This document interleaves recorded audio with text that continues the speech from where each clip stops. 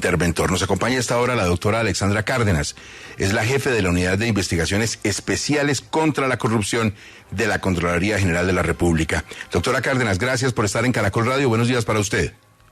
Muy buenos días para usted y para toda la audiencia. Bueno, ¿por qué imputan cargos a estas personas? Exactamente en el escenario de la corrupción, ¿qué hicieron?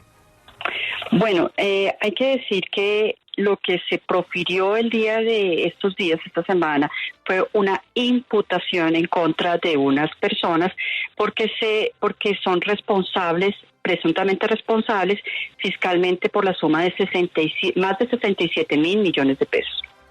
Ahora, por irregularidades presentadas en el contrato 1043-2020 que se había realizado con el Fondo Único de TIC y la Unión Temporal Centros Poblados. Estas irregularidades consistían en el manejo del anticipo y en la ejecución del contrato. Sí, doctora Cárdenas, ¿los 70.000 completos siguen perdidos o algo apareció? Bueno, ¿por qué se imputó por menos de 70.000? ¿Y por qué por 67.000? Porque dentro del proceso que adelanta la Fiscalía General de la Nación, se tiene conocimiento que las personas que en este momento están siendo imputadas por parte de la Contraloría General de la República han hecho una devolución, han entregado unas sumas de dinero que se deben tener en cuenta para estas imputaciones. Doctora Alexandra, ¿por qué no está en esta lista el señor Emilio Tapia? Bueno, también cabe mencionar que dentro de este mismo auto se archiva a favor de 15 personas, entre ellas el señor Emilio Tapia, y se archivó por considerar que él no realizaba gestiones de gestor fiscal. ¿Qué es esto? Él no manejaba, no administraba recursos o fondos públicos.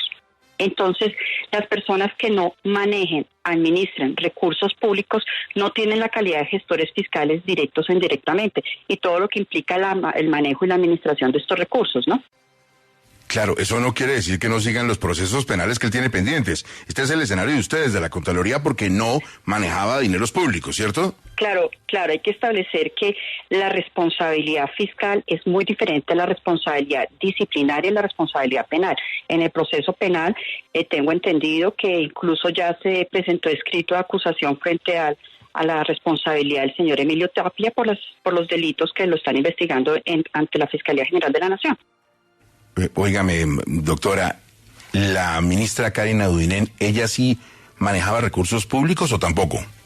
No, pues hay que informar que la ministra de ese entonces nunca fue vinculada al proceso de responsabilidad fiscal, también precisamente por esta situación, porque ella no era gestora fiscal, tampoco manejaba y administraba recursos o fondos públicos.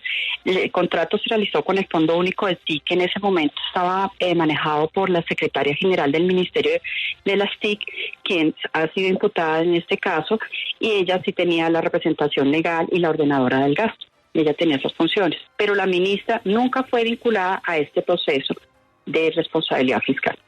Doctora Cárdenas, ¿qué pasa con las personas que han sido vinculadas, que son objeto de la decisión, que no son ni la ministra ni el señor Tapias, y qué pasa con los dineros en el futuro?